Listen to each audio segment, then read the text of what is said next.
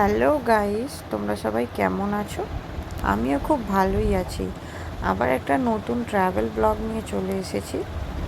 এই বর্ষায় আমরা দীঘাতে কেমন ঘুরলাম, কি করলাম, সেই ব্লগ নিয়েই চলে এসেছি। আমরা সাথে মন্দারমণিও গিয়েছিলাম, কি করলাম সবই তোমাদের সাথে গিয়ে শেয়ার করব। তো স্কিপ না করে তোমরা ভিডিওটা দেখতে থাকো।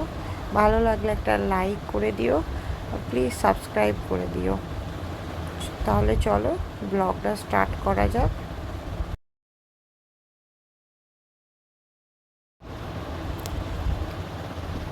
এই যে দেখো, আমরা সকাল সকাল বেরিয়ে পড়েছি মন্দারমণি যাব বলে। প্রথমে আমরা ঠিক করেছি মন্দারমণি যাব। এই যে করুণাময়ী কালী মন্দিরের মাকে দর্শন করে আমরা বেরিয়ে পড়লাম। মাঝখানে আর কোনো ভিডিও নেওয়া হয়নি, একবারে কোলাঘাটে এসে দাঁড়িয়েছি ব্রেকফাস্ট করব বলে। যে দেখো, আমরা ব্রেকফাস্টটা নিয়ে নিয়েছিলাম আলুর পরোটার সাথে একটা কিরম তরকারি দিয়েছিল, আর টক দইও ছিল।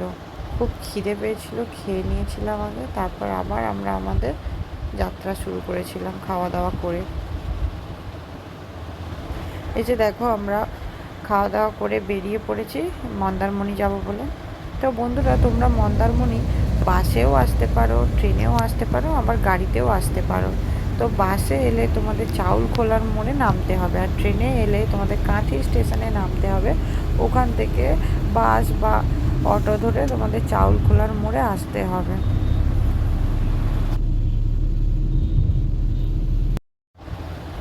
আমরা যখন যাচ্ছিলাম আকাশটা খুব মেঘলা ছিল, তবে বৃষ্টি হয়নি, কিন্তু মেঘলা, বেশ ঠান্ডা ঠান্ডা পরিবেশ ছিল, খুব ভালোও লাগছিল।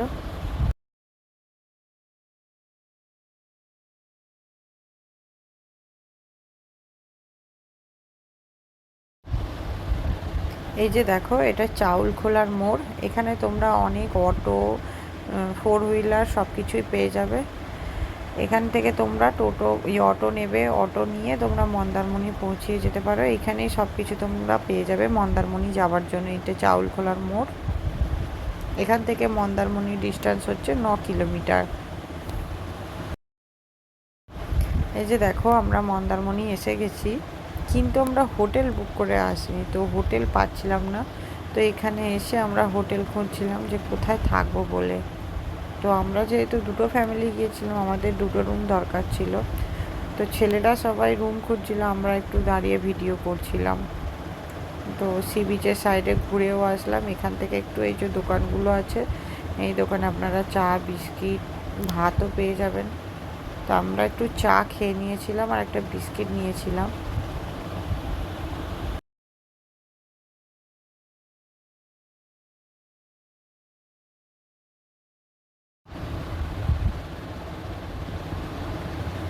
এই যে দেখো, একটা হোটেলে আমরা রুম দেখতে এসেছিলাম। তো এখানে আমার মেয়ে খুব ছুটোছুটি করছিল, ও খুব আনন্দ পেয়েছে।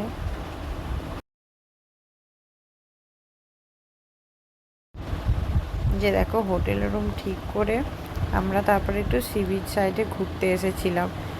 কি সুন্দর পরিবেশটা বিকালবেলায়, তো দারুণ পরিবেশ।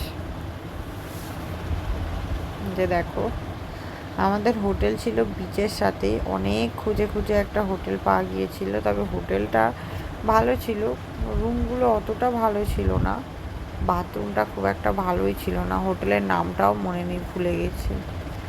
সুইমিং পুলও ছিল, সবই ছিল, কিন্তু বাথরুমটা খুব একটা ভালো ছিল না।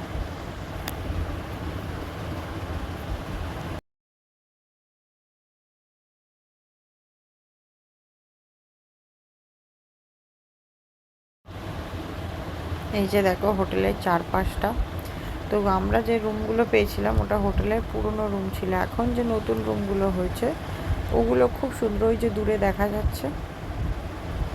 এই যে দেখো, সিঁড়ি দিয়ে উঠলাম।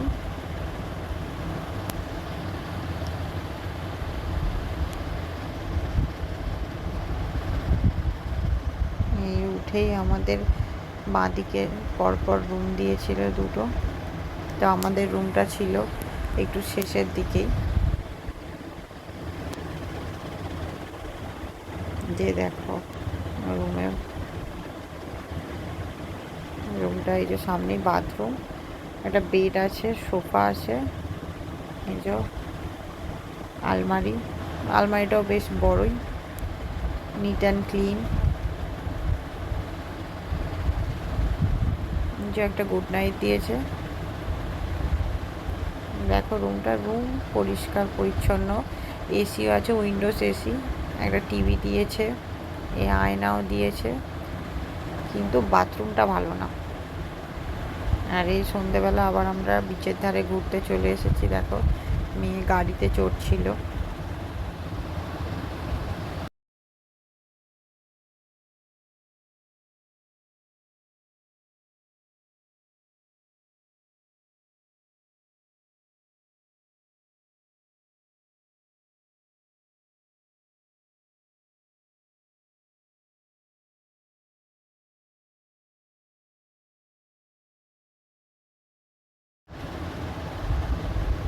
এই যে বিচে একটু আমরা হাঁটাহাঁটি করছিলাম। এই যে কত হোটেল আছে এখানে, কিন্তু এই হোটেলগুলো আমরা পাইনি, তো এই সাইডে একটু ঘুরতে এসেছিলাম।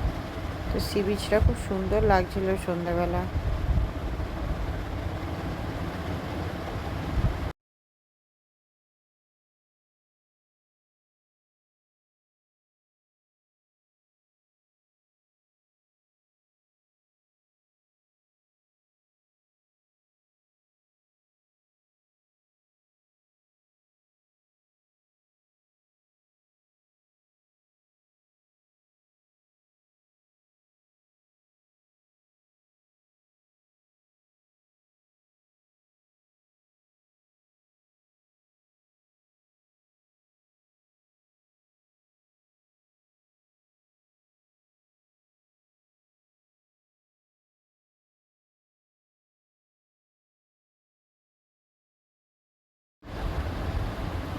এই যে আমরা হোটেলে চলে এসেছি, এসে একটু বিচ সাইডে হোটেলে বসেছিলাম, বসে একটু খাওয়া দাওয়া করছিলাম।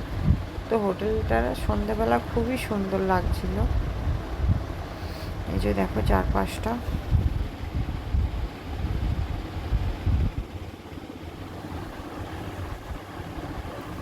আবার পরের দিন সকালবেলায় যে হোটেলের ভিউটা দেখো, সবই ভালো, রুমও ভালো, কিন্তু বাথরুমটা একটু প্রবলেম ছিল। নতুন যে রুমগুলো হয়েছে, ওদের নতুন রুমগুলো খুব সুন্দর।